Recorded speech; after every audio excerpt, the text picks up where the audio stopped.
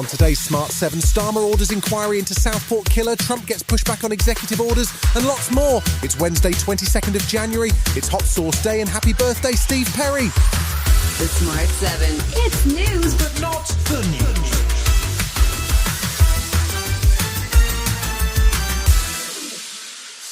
Monday had seen Axel Ruder-Cubana plead guilty to the murder of 3 young girls at a Taylor Swift-themed dance class in Southport last July. He is due to be sentenced for the killings on Thursday. His guilty plea meant that a criminal trial did not have to proceed, so Prime Minister Keir Starmer addressed the details of the case in a press conference on Tuesday morning. He revealed that the killer had been flagged multiple times by the anti-radicalisation programme Prevent, but no action had been taken, and he announced a full public inquiry. The tragedy of the Southport killings must be a line in the sand for Britain. We must make sure the names of those 3 young girls are not associated with the vile perpetrator, but instead with a fundamental change in how Britain protects its citizens and its children. The killings sparked far-right protests and led to riots across the country, but Starmer defended the decision not to release any details on the accused. He warned that Britain faces a new threat from lone killers and promised to change the law to ensure that these type of actions without a coherent ideology would still be treated as terror offences. Former Chief Superintendent of the Metropolitan Police, Dal Babu, says the system has to change. This was failure on a grand scale, a failure that led to the murder of 3 innocent girls. We need to be brutally honest about that. Prime Minister's commitment, he's very, very clear. He was clearly very angry. He didn't mince his words. You know, he wants some action. He wants things to be done differently. Tuesday saw Donald Trump announce a new American AI project called Stargate. It's intended to supercharge American technology and is a joint venture between investors Oracle, SoftBank and OpenAI that will see an initial $500 billion investment and a massive new data center built in Texas. Trump announced that the news at a press conference after his first full day in office. We're going to have an even better second term, and I think we're going to do things that people would be shocked at. Trump has already faced pushback in a lawsuit over his plan to remove so-called birthright citizenship, which is protected in the Constitution, and over his declaration that the US will now only recognise 2 genders, male and female. That's caused fear and anxiety in immigrant and transgender communities, and Trump was gently but firmly challenged by Bishop Marianne Edgar Budd during a ceremony at the Washington National Cathedral. Audio Bishop. In the name of our God, I ask you to have mercy upon the people in our country who are scared now. I ask you to have mercy, Mr. President, on those in our communities whose children fear that their parents will be taken away.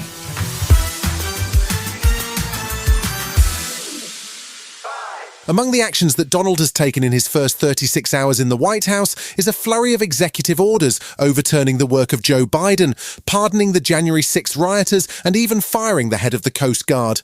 He also signed off on 2 significant decisions which will impact America's standing in the world. He pulled the US out of the Paris Climate Accord for the second time, while also banning his pet hate wind turbines. And he also announced his intention to withdraw the US from the World Health Organization, something he also attempted to do in 2020. The US is the largest funder of the organisation, and media spokesman Tarek Jasarevic says its presence will be missed. The World Health Organization regrets the announcement that the United States of America intends to withdraw from the organization.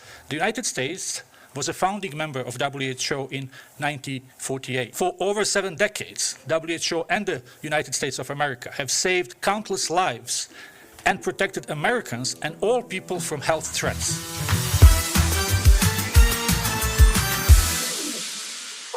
The World Economic Forum is underway in Davos, but this year's attendance list is somewhat reduced by the rush of world leaders to Donald Trump's Washington inauguration. Ukrainian President Zelensky spoke on Tuesday, and Trump is due to address the gathering via video link on Thursday. Zelensky was focused on his European allies, urging them to stand up to Russian aggression and to commit to a peacekeeping force that would see NATO boots on the ground in Ukraine. He was also pushing back against Putin's demand that Ukraine's army be reduced to 20% of its current level. We plus Europes are an army that can not only stand and defend its borders but also get Putin a way out. And he understands it the fastest path to press on the United States so Ukraine does not join NATO and reduces the pressures on all our lives. This is what he wants. Still to come on the Smart 7, Liverpool set a new record and Chapel Roan is hot to go. Right after this. Welcome back. Tuesday night saw the Champions League back, although we only have 2 games in this league phase left, and all 36 teams in action next Wednesday before the knockout phase begins. Aston Villa were away to Monaco on Tuesday but lost 1-0, which sees them still in the automatic qualifying positions. Liverpool faced Lille and won 2-1, which sees them top of the group and guaranteed a spot in the last 16. Arne Slot was delighted with his team's record-breaking run. As a manager, I'm a bit more impressed than I think the crowd was, or the people that watch the television, because they probably feel like, oh, Lille, it's only Lille. But I knew, and probably you guys as well, that there were 21 games unbeaten, beat Real Madrid, beat Atletico Madrid.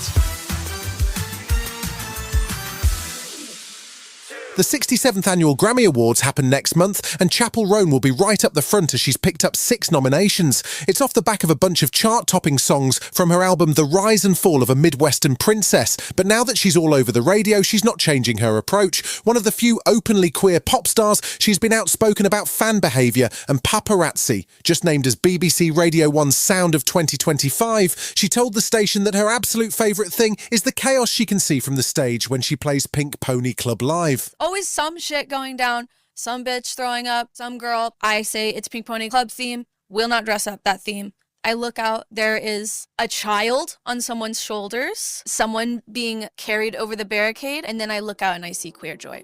It all exists in the same GA pit.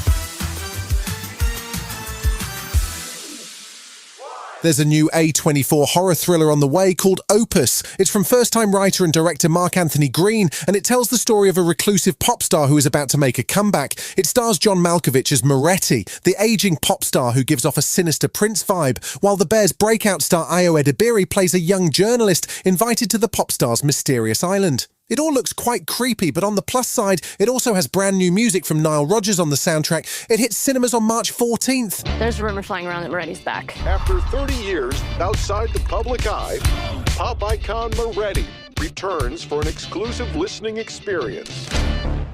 Mr. Moretti will be playing the greatest album of modern times. Future times, all the times, really. You've been listening to The Smart 7. We'll be back tomorrow at 7 a.m. Hit that follow button and have a great day. Give us 7 minutes and we'll give you the world.